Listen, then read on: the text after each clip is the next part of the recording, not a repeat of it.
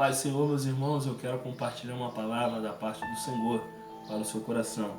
1 Reis, no capítulo 17. Então Elias, o tisbita, dos moradores de Gileade, disse a Acabe: Viva o Senhor, Deus de Israel, perante cuja face estou. Neste anos, nem orvalho, nem chuva haverá, senão segundo a minha palavra.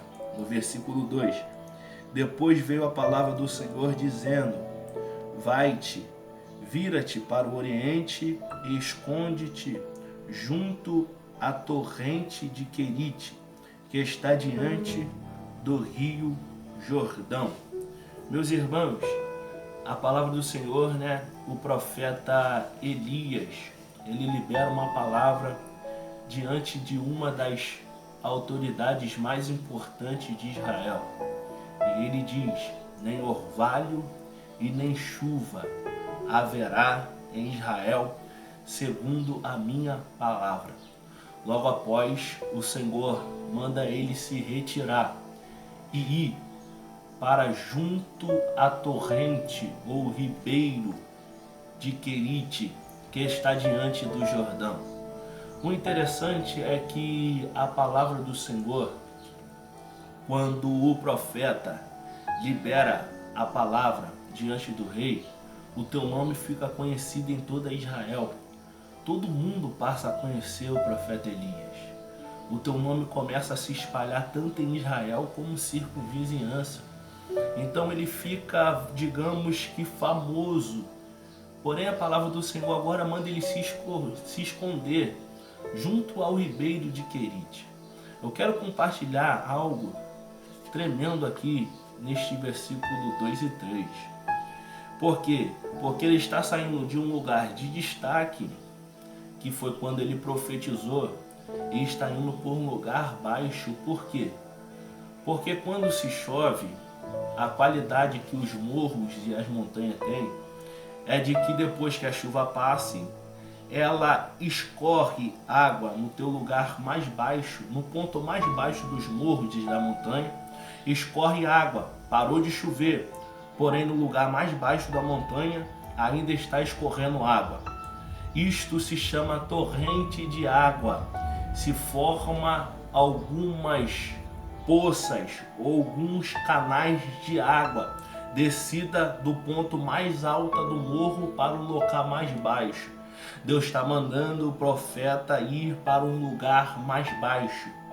Torrente ou ribeiro de Querite é onde o holofote não está ligado, é onde o nome não é reconhecido, aonde o teu nome não é citado, é aonde ninguém está te vendo, é aonde Deus te esconde, te deixa só, porém não te deixa sem providência divina. Por quê? Porque a Bíblia vai dizer que Deus diz: desce até o ribeiro de Querite, porém tem água para você beber, e outra, os corvos irão te alimentar com carne e com pão. Porém a diferença que tem em torrente de água para o rio Jordão é que a torrente de água é temporária, um dia ela seca.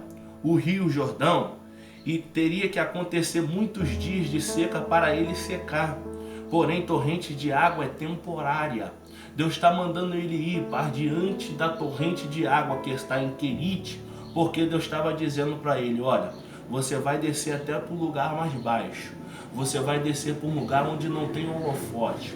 Você vai descer para um lugar onde ninguém está te vendo. Porém, a tua passagem por lá, a tua estadia lá é temporária, não é permanente. O lugar mais baixo vai passar.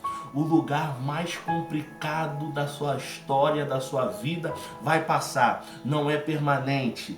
E logo após isso, a palavra do Senhor vai chegar para ele e vai dizer: olha, levanta, vai até Sarepta, porque lá tenho ordenado eu uma mulher, que ela vai te sustentar.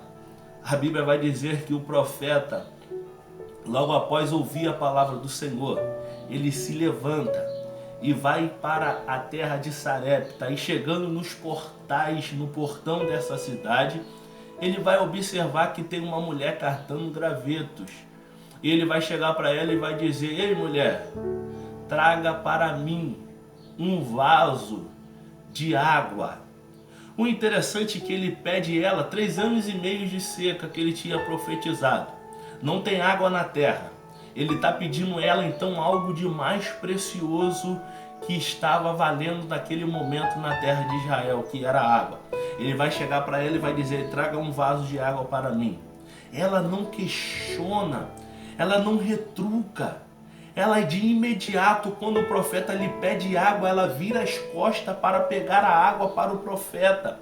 E quando o profeta observa que ela está em ato de obediência, antes que ela chegue para trazer água para ele, ou que vai pegar água, ele chama ela novamente e diz: ei, traz também um bocado ou um pão na sua mão para mim. Epa, aí ela percebe que o profeta agora não só está pedindo água, mas também está pedindo pão. Ele toca onde afligia mais ela, que era a fome. E ela vai dizer: profeta, quando tu pediste água, eu até ia pegar, mas agora você tocou num ponto em que machuca. Porque ela vai se abrir para ele e vai dizer: olha, eu só tenho um bocado de farinha na panela e um pouquinho de azeite na minha botija.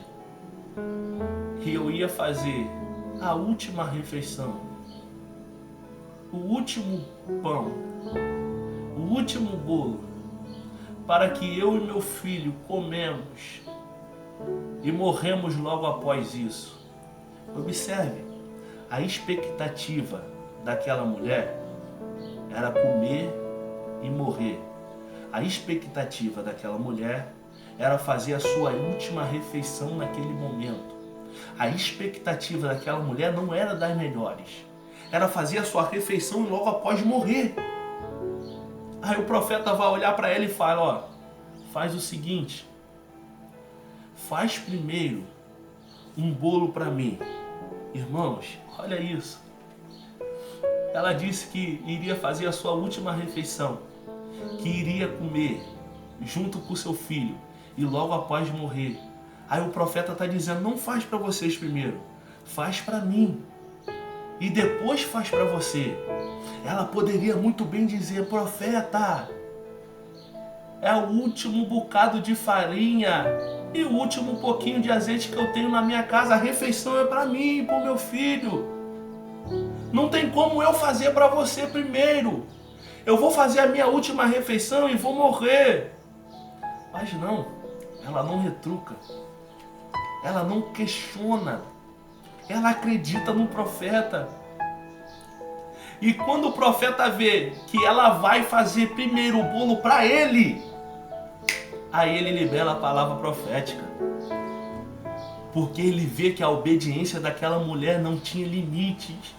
Primeiro ele pede algo de mais precioso: me dá água, que era o que valia mais dentro de Israel. Ela vai buscar água.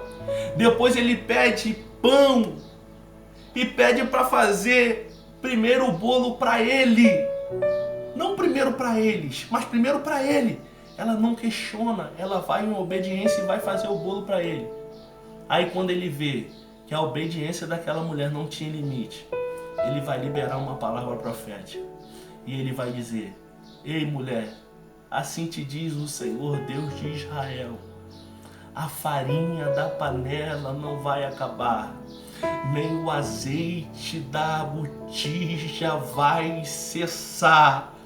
A obediência daquela mulher era muito grande e ele observa que ela obedecia independente da circunstância que estava vivendo, mas a obediência valia mais. Era uma fenícia, era de outro povo, mas reconhece o Deus do profeta de Elias e diz: eu vou fazer primeiro o bolo para você. Aí eu acredito que quando ela estava fazendo o bolo para o profeta, acreditando na palavra profética, enquanto ela estava derramando ainda o azeite que tinha um pouquinho, o azeite não acabava. Ela fez o primeiro bolo, a farinha não acabava. Ela jogava azeite preparando a primeira massa, mas não acabava os ingredientes. Sabe por quê? Porque ela foi obediente e acreditou na palavra do profeta. Enquanto ela está preparando o bolo para o profeta, enquanto ela está preparando a refeição para o profeta, Deus está multiplicando aquilo que ela estava necessitando. Sabe qual é a palavra de Deus para o teu coração? Se tem obediência aí, independentemente do processo que você está vivendo, se você está íntegro em obediência, Deus é fiel para cumprir aquilo que Ele te prometeu. Eu tenho uma palavra de Deus para o teu coração. Eu não sei o processo em que você está vivendo, ou a dificuldade que você está vivendo na tua casa, na tua família, no teu serviço, mas Deus está mandando te dizer: seja fiel naquilo que você tem, que Deus vai fazer prosperar. Ei, ela tinha só um pouquinho. Aí tem gente que diz: prega só um pouquinho. Mas Deus está usando esse pouquinho para abençoar a vida de outra pessoa. Aí tem alguém dizendo: canta só um pouquinho. Deus está dizendo: eu estou usando esse pouquinho que ela tem para alimentar vidas. Não se preocupe com a pequenez que você tem. Não se preocupe se alguém está olhando e está dizendo: é pequeno demais. Deus está dizendo: eu estou levantando esses pequenos para alimentar uma nação. Ei, a farinha da panela não vai acabar e o azeite não vai acabar. Assim te diz o Senhor. Tem prosperidade para a tua casa, tem prosperidade para a tua vida, tem alimento chegando para a tua vida, para a tua casa, para a tua família. Você não vai morrer nesse processo. Talvez a expectativa é até de morte, talvez o cenário é até de dor, mas Deus está dizendo: tem um profeta se dirigindo até você, e a palavra que o profeta vai dizer para a tua vida, e se você acredita, levante uma mão para receber. O alimento não vai acabar, a prosperidade está chegando para a tua casa. Receba essa palavra de Deus no teu coração em nome de Jesus.